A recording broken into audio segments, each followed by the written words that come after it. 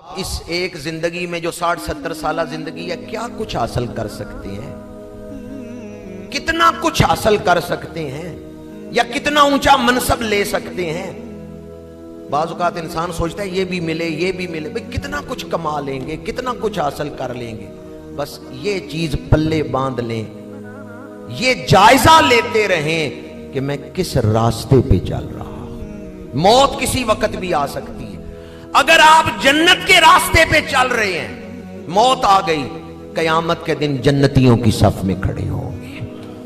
اگر آپ دوزخ کے راستے پہ چل رہے ہیں، موت آ گئی، قیامت کے دن دوزخیوں میں کھڑے ہیں۔ یہ دیکھا جاتا ہے بندہ کس راستے پہ چل رہا ہے۔ ایک صحابی احرام باندھا ہے، تلبیہ پڑھ رہے ہیں، سواری پہ بیٹھے ہیں، لبیک اللہم لبیک، حاضر ہوں میرے پروردگار تیرے دربار میں میں حاضر ہوں۔ مسجد میں بیٹھ کے بھی اگر یہ حاضری کا تصور نہ پیدا ہو تو کہاں پیدا ہوگا؟ پروردگار تیرے دربار میں میں حاضر۔ صحابی یہ پڑھ رہے تھے، سواری سے گرے، وصال فرما گئے۔ میرے آقا کریم نے فرمایا قیامت کے دن یہ صحابی اٹھے گا تو لبیک اللہم لبیک کہتے ہوئے اٹھے گا، اور ہر سال اسے حج کا ثواب دیا جائے گا کہ یہ حج کرنے کے لیے نکلا تھا۔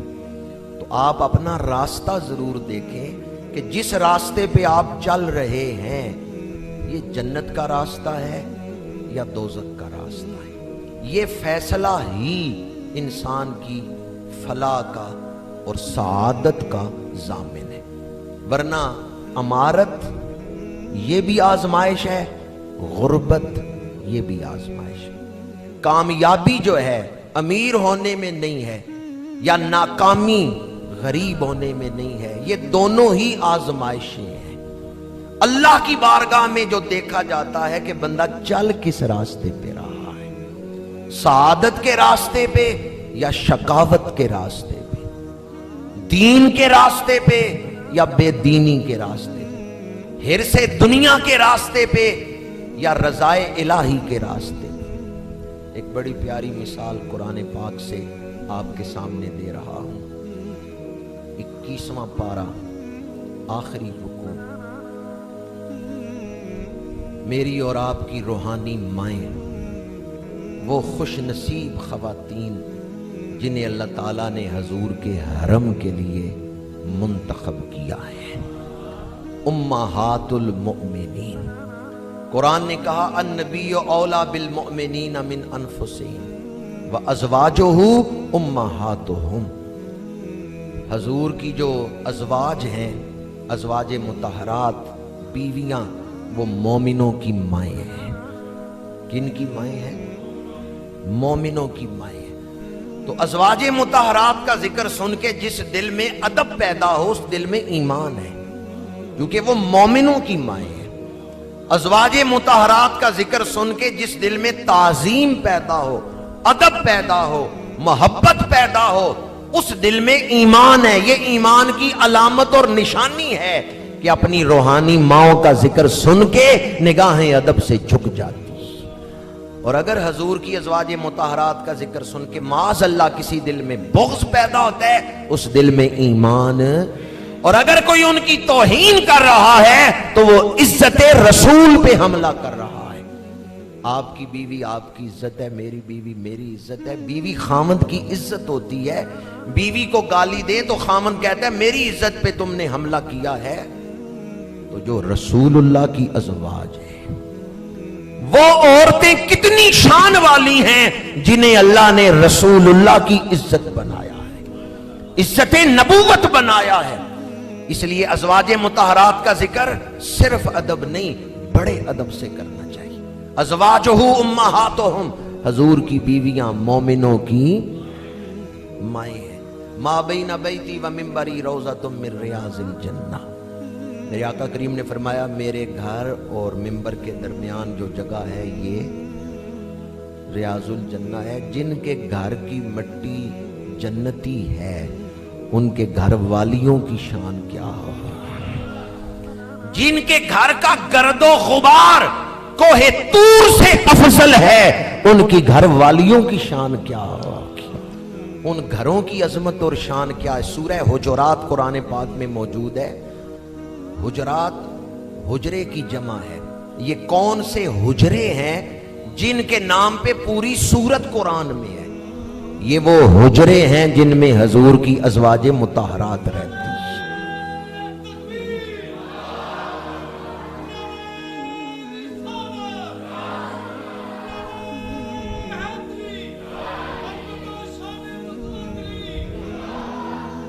راستہ اختیار کرنے کی بات میں آپ کے سامنے کرنے لگا تھا. 21واں پارہ آخری رکوع. اللہ کریم نے ازواج مطہرات کو اجازت دی ہے کہ اگر تم دنیا کا مال چاہتی ہو، اے میرے محبوب اپنی ازواج سے فرما دیں اگر تم دنیا کا مال چاہتی ہو تو آؤ، میں تمہیں دنیا کا مال دیتا ہوں، سامان دیتا ہوں اور اچھے انداز میں اپنے آپ سے جدا کر دیتا ہوں. یا ایھا النبی قل لازواجک ان کنتن تردن الحیات الدنیا وزینتها فتعالین امتعکن واسرحکن سراحا جمیلا. اگر تم دنیا کا مال چاہتی ہو تو آؤ، میں تمہیں دنیا کا مال دیتا ہوں، سامان دیتا ہوں، اچھے انداز میں اپنے آپ سے جدا کر دیتا ہوں. ان کنتن تردن اللہ ورسولہ والدار الآخرۃ فَإِنَّ اللَّهَ أَعَدَّ لِلْمُحْسِنَاتِ مِنْكُنَّ أَجْرًا عَظِيمًا.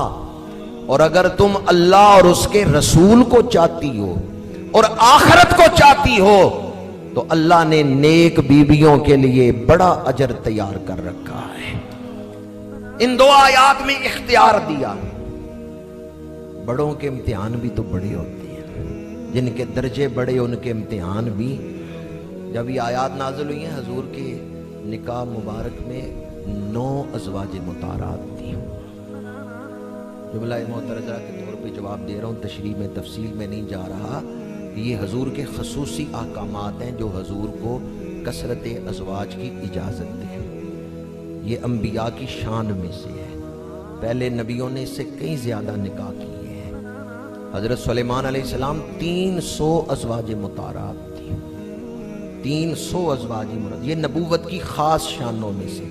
اور بس ایک جملہ یاد رکھیں، تشریح پھر کسی وقت عرض کروں گا کثرت ازواج کے حوالے سے، کہ حضور نے کوئی نکاح برائے نکاح جس طرح کے عام طور پہ نکاح کو سمجھا جاتا ہے اس طرح نہیں کیا. حضور کا ہر نکاح حکم خدا سے ہے اور حکمت دین کے تحت ہے. حضور کے ہر نکاح سے اسلامی انقلاب کی راہ ہموار ہوئی ہے. دین کو فائدہ ہوا ہے. حضور نے حکمتاً نکاح کیے ہیں اور حکم خدا سے نکاح کیے. وما ینطق عن الہوا، جو خواہش نفس سے بولتے نہیں ہیں وہ نکاح کس کی مرضی سے کر رہے ہیں؟ وہ نکاح بھی اللہ کی مرضی سے، اللہ کے حکم سے ہی فرما رہے ہیں. تو میرے آقا کریم صلی اللہ علیہ وآلہ وسلم کے نکاح مبارک میں اس وقت 9 ازواج مطہرات تھیں جب یہ حکم نازل ہوا. اب حضور نے ان کو یہ آیات سنانا ہے اور اختیار دینا ہے کہ تم چاہو دنیا کو اختیار کر لو، مال و دولت کو اختیار کر لو، چاہے میرا قرب اختیار کر لو. سب سے پہلے حضور نے ام المومنین معلمہ اسلام حضرت سیدہ عائشہ صدیقہ رضی اللہ تعالی عنہا سے فرمایا ہے کہ اللہ تعالیٰ کی طرف سے یہ حکم آیا ہے، تمہیں اختیار ہے، اگر دنیا کا مال چاہتی ہو، دولت چاہتی ہو تو مجھے بتاؤ، میں تمہیں دنیا کا مال دیتا ہوں، ساز و سامان دیتا ہوں اور پھر اچھے انداز میں اپنے سے جدا کر دیتا ہوں. اور اگر تم میرا قرب چاہتی ہو، وَإِن كُنتُنَّ تُرِدْنَ اللَّهَ وَرَسُولَهُ وَالدَّارَ الْآخِرَةَ، اللہ اس کے رسول کو چاہتی ہو اور آخرت کو چاہتی ہو تو اللہ نے نیک بیویوں کے لیے بڑا اجر تیار کر رکھا ہے. یہ سنا کے میرے آقا کریم نے فرمایا عائشہ فیصلہ کرنے میں جلدی نہ کرنا، پہلے گھر جا کے اپنے والد سے مشورہ کر لو، والدہ سے مشورہ کر لو. ام المومنین نے ایک لمحہ تاخیر نہیں کی. بیان کرنے کے حوالے سے بڑا مشکل مقام ہے.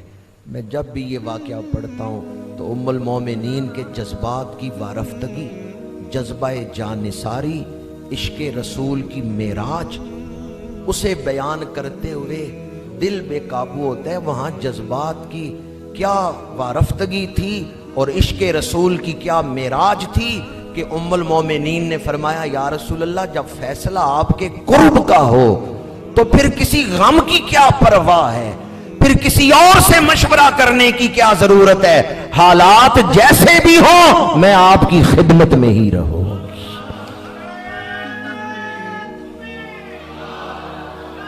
حضرت زید بن حارثہ رضی اللہ تعالیٰ عنہ غلام ہیں، مکی دور ہے، ان کے والد اور چچا تلاش کرتے ہوئے مکے پہنچے، پتہ چلا کہ رسول اللہ کی بارگاہ میں ان کے بیٹے زید بطور غلام رہ رہے ہیں۔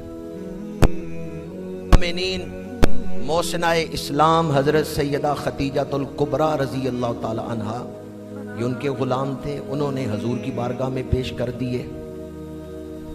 اب حضرت زید کے والد چچا ڈھونڈتے ہوئے مکے آئے، حضور کی بارگاہ میں حاضر ہوئے، یا رسول اللہ ہمارا بیٹا زید آپ کے پاس غلام ہے،